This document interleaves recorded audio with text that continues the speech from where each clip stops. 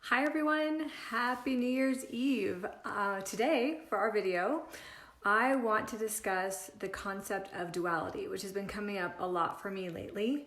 And it's interesting on this day when so many people set resolutions, and at the same time, most of us have a pretty jaded perspective on New Year's resolutions. A lot of people don't even do them. When we set our goals, it's like we just know we're gonna fail and it's just some futile exercise, right?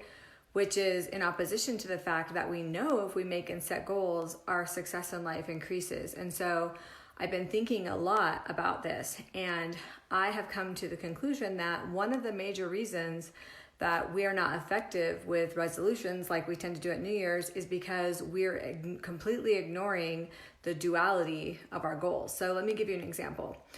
I'll use myself as an example. Most years, losing weight is like at the top of my goals, right? I want to eat healthier and I'm going to exercise more and I'm going to do all these things because the outcome I really, really, really want is to lose weight and look more attractive and feel better, right? But I never, at the same time, focused on my nevertheless for that goal, meaning, okay, I want to lose weight and here are my goals to make that happen. Nevertheless, I'm going to focus on loving myself the way that I am at any given phase, right? And I feel like that's really been missing in our resolution setting and goal setting, because if we set these huge goals, but then if our mindset is only focused on our lack or the aspects that we're wishing to change that we're not happy with, the chances of meeting that goal is much lower, right? So if our mind is constantly focusing on what we don't have, what we haven't achieved, it doesn't matter the wording of our goal, right? So I also have financial goals for my business, right? But if I make that goal and I'm obviously making plans to achieve that goal, but then I sit there and feel bad about my bank account or my numbers or what my business is making, the likelihood of me actually hitting that goal is much lower because my mind isn't actually focused on the outcome that I want to get with positivity. And that's because we tend to ignore the duality. So for instance, going back to weight loss, which is a really easy one for people to wrap their head around, it's easy to focus on the joy and the benefits that come from losing weight. However, when we're constantly focused on feeling bad about ourselves and not liking what we see in the mirror and not being happy or feeling attractive unless we're a certain number on the scale or we fit a certain size jeans, the chances of we're putting so much more energy and emotion and focus into what we don't want to be that it actually hinders what we do want to be. So this year, if you're making New Year's resolutions or if you've given up on New Year's resolutions, I want to invite you to add duality. Like think about the other side. If you're setting a goal to lose weight, what's your nevertheless while you're working on that? What's your positive focus until you get where you want to come? If it's a revenue goal around your business, what's your business's nevertheless, right? How are you, you have this financial goal or these things that you want to have happen in your business, and what's your mindset while you're getting there? How are you keeping your mindset outcome focused even when the results aren't there yet, right?